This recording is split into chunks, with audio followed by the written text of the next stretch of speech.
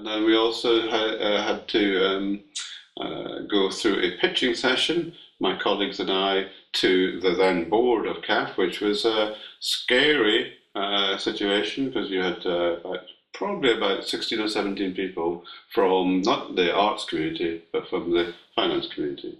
And but we presented our plan, our business plan. We did that, and that allowed us to start thinking about implementing that business plan, implementing some of the infrastructure developments, establishing a London base, and establishing a new creative partner in the business. We used the investment from CAF in the business to grow the infrastructure, i.e. some better plant, some better surroundings, move an office and conflate and bring together 10 small offices into one open plan office. We also opened up an office in London. We'd always have a very small presence in London, but we felt actually an office would be more appropriate because that's where a lot of our sales work is and was. And then we also brought in some financial assistance at the top of the company and some further creative direction at the top of the company to work with the current team that was delivering that at the time.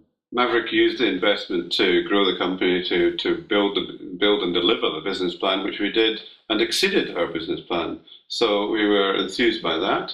And by exceeding the business plan, that meant we were creating more products, we were selling more programs, producing more programs, and we were also in a time when legislation was changing. So what happened in, I think, about 2003 or 4, the current government and Secretary of State for DCMS brought in the Communications Bill, which changed independent production forever. I.e., instead of attracting production fees for each production, we actually retain some of the IP and then sell it with the broadcaster rather than the broadcaster selling that IP. And therefore, we were in the control of our own destiny.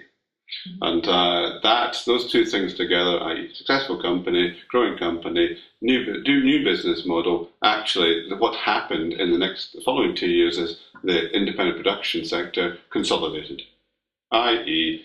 small companies, and Maverick at that time was a small company, although growing, had to make a decision. How do we participate in this marketplace?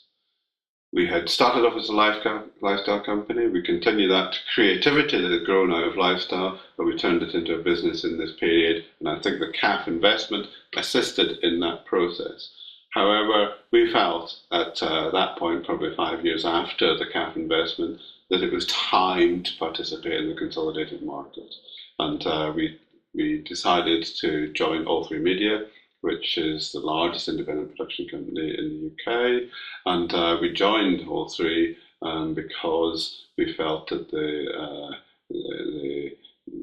fulfillment of Maverick's destiny could be achieved even more productively in that environment, given the working environment we found and professional environment we found ourselves in.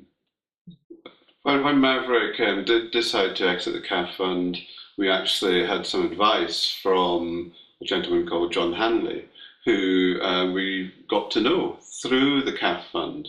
And actually, I think that's one of the things that the CAF fund did, was introduce creative industrial players to financial sector players. And I think that's one of the great values that should not be lost through CAF and similar funds, is to make sure that co-joining of finance planning, and creative industrial growth, make those two things work together, and that will help each company, I believe. If there's anything to learn from our experience of working with that CAF as an investor at that time, it's that it does allow you to think of your company as a business. There are pressures put on you to fulfill the reporting structures, to work with a financial non-exec on your board on a monthly basis to ensure your business is growing. So it actually enhances your attitude to growth.